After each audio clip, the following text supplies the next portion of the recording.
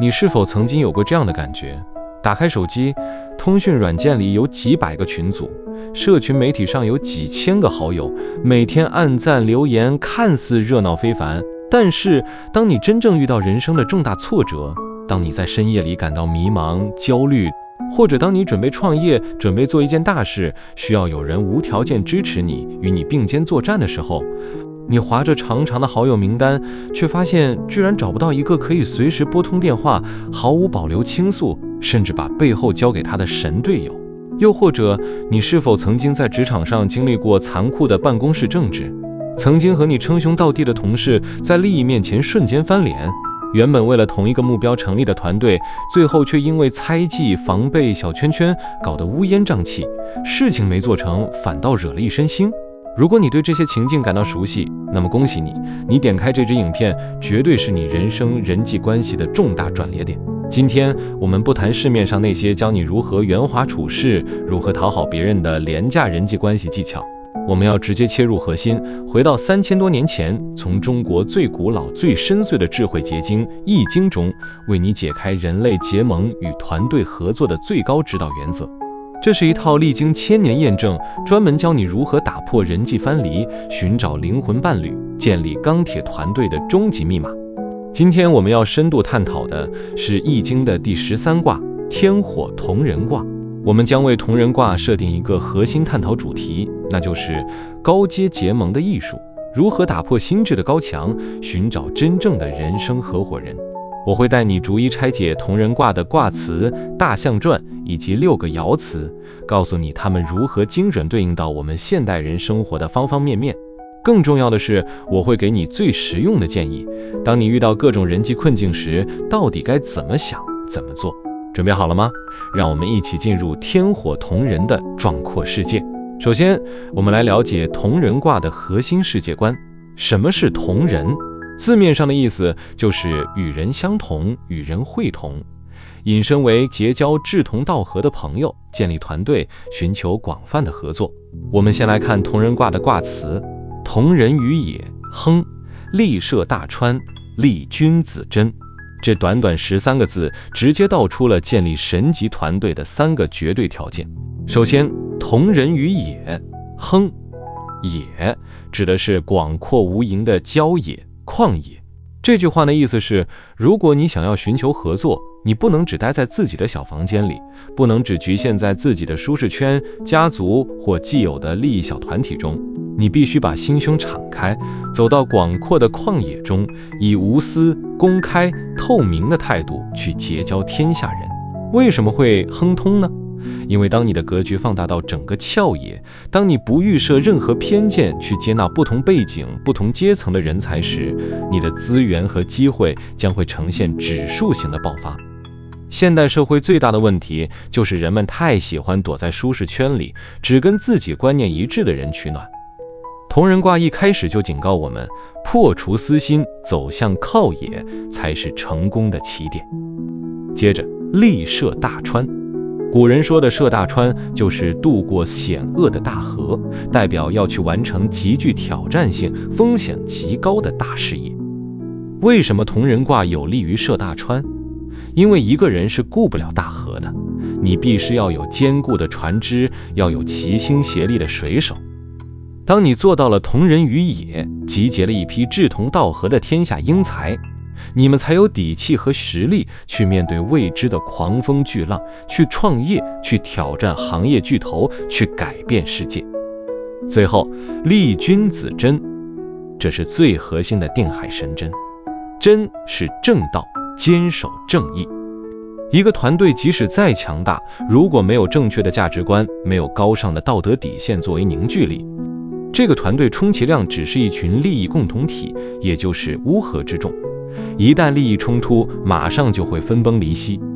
所以，真正的结盟必须建立在君子的正道之上。为了崇高的理想而战，这种同盟才是坚不可摧的。了解了卦辞，我们再来看看大象传怎么说。天与火，同人，君子以类足辨物。同人卦的卦象是上乾下离，乾为天，离为火。天体在上，火的本性也是炎上，两者虽然本质不同，但却朝着同一个方向运动。这就是同人的意象，和而不同，同归而殊途。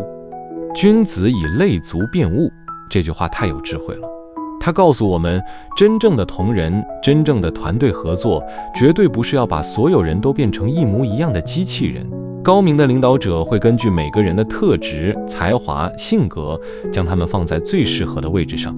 就像一个交响乐团，有拉小提琴的，有吹小号的，有打定音鼓的，大家乐器不同，谱不同，但只要指挥棒一挥，大家朝着同一个目标前进，就能演奏出震撼人心的乐章。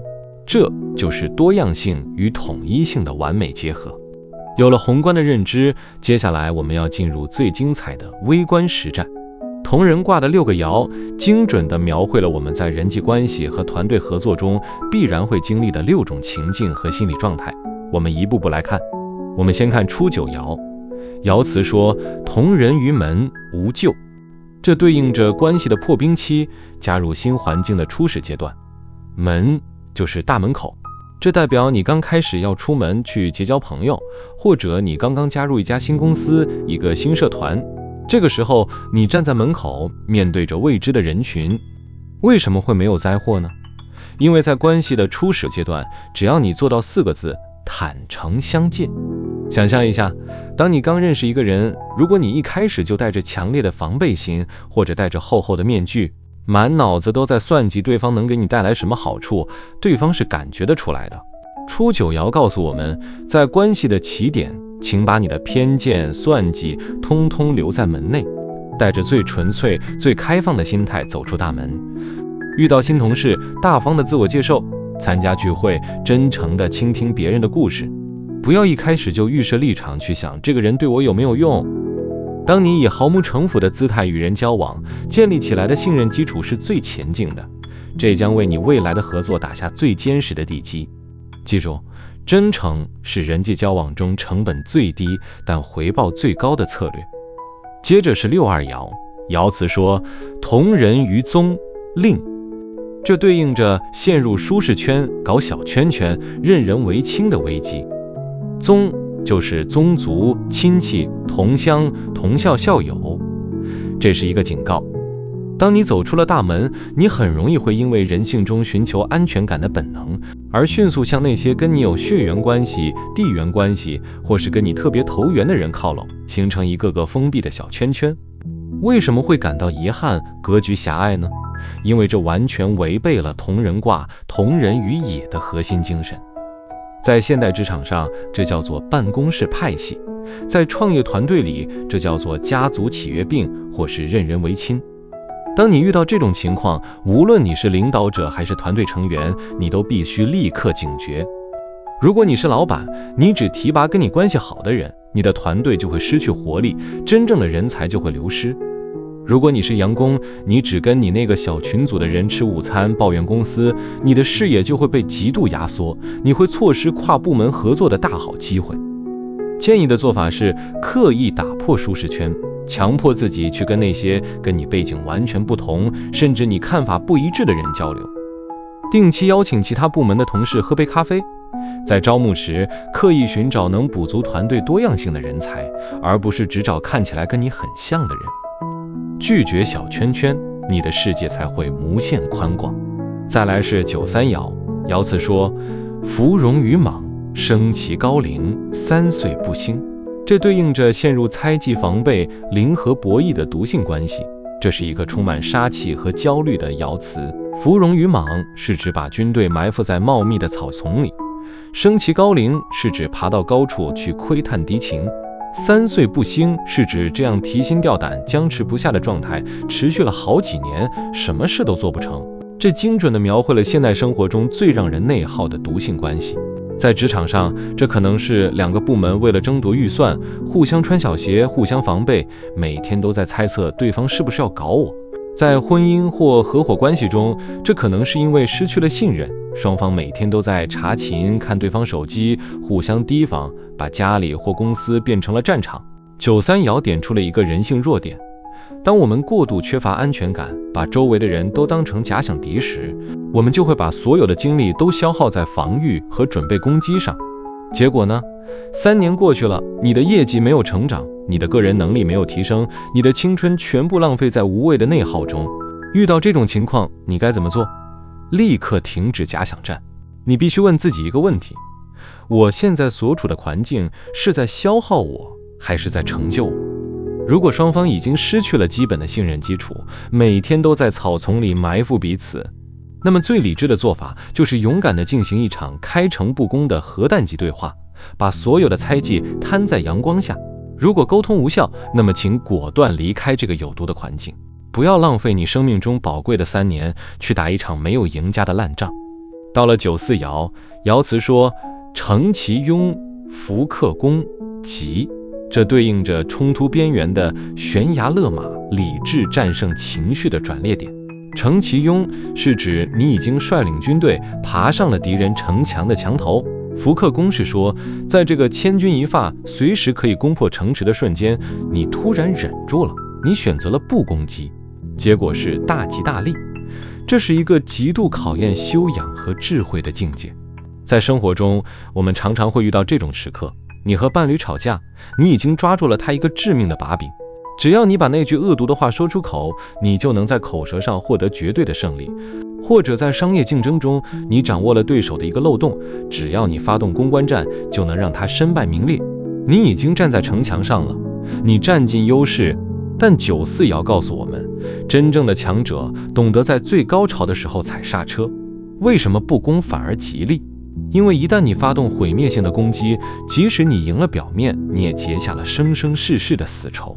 这种反作用力迟早会回到你身上，而且把对方逼入绝境，往往会引发困身之动，两败俱伤。遇到激烈冲突即将爆发时，建议的做法是深呼吸，让理智重新上线，问问自己，这是我真正想要的结果吗？这符合长期结盟的利益吗？退一步，海阔天空，展现出你高超的宽容与气度，化干戈为玉帛。当你有能力毁灭对方，却选择宽恕时，你赢得的将不只是这场争论，而是对方发自内心的敬畏与未来的潜在合作。懂得收敛锋芒，才是真正的大吉大利。接下来是9五爻，爻辞说，同人先好陶而后笑，大师课相遇。这对应着经历生死与共，跨越重重阻碍后的灵魂结盟。这是同人卦最感人、最核心也最震撼的一爻。先好陶是指先是放声大哭，经历极大的痛苦和煎熬，而后笑是指最后终于破涕为笑。大师课相遇是指排除了万难，战胜了强大的阻碍，两支大军终于成功会师。这就是我们一开始提到的神级队友和人生合伙人出现的时刻。真正的同人，真正的灵魂共鸣，从来都不是建立在吃喝玩乐、顺风顺水之上的。那些在 KTV 里跟你一起唱歌喝酒的朋友，不一定是真正的同人。只有那些在你面临破产危机，在你遭遇人生最低谷时，还愿意顶着巨大的压力和你站在一起，陪你一起哭、一起扛的人，才是你生命中的95之尊。在感情中，这代表着一对恋人克服了远距离、家族反对、经济压力等重重考验，最后终于步入礼堂。那一刻的眼泪与笑容交织。在创业中，这代表着团队经历了发不出薪水、产品失败、被投资人拒绝的绝望边缘，最后咬牙撑过去，迎来了公司上市敲钟的那一刻。如果你现在正处在团队的低潮期，或者与伴侣面临巨大的外部挑战，请记住9五爻的启示，不要轻易放弃。痛苦和考验是淬炼真金的必经过程。当你们共同打赢这场硬仗，克服了阻碍，你们之间的羁绊将会升华为牢不可破的战友之情。请珍惜那些陪你先哭后笑的人，因为他们是你人生中最宝贵的财富。最后是上9爻，爻辞说，同人于交，母悔。这对应着功成身退、淡泊名利、和平共处的超然境界。交是比野还要更荒凉、更边远的地方。这意味着热闹的结盟大会已经结束，或者你已经不在权力的中心了。在郊外，没有那么多的人，也没有那么大的事业要做了。结果是无悔，没有遗憾。这是人际关系的最终章，也是一种极高的人生智慧。很多人害怕被边缘化，害怕退休，害怕不再是团队里的焦点。但上九爻告诉我们，任何辉煌的盛宴都有散场的时候。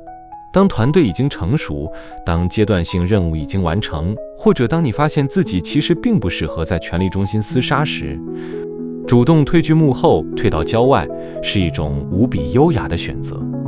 在现代生活中，这可能是指一个功成名就的创办人选择交棒给年轻一代，自己转任董事或顾问，不再干涉日常营运。也可能是指一个性格内向的人，他不喜欢参加几百人的社交派对，他只喜欢在周末的郊区和2-3个知心好友喝茶聊天。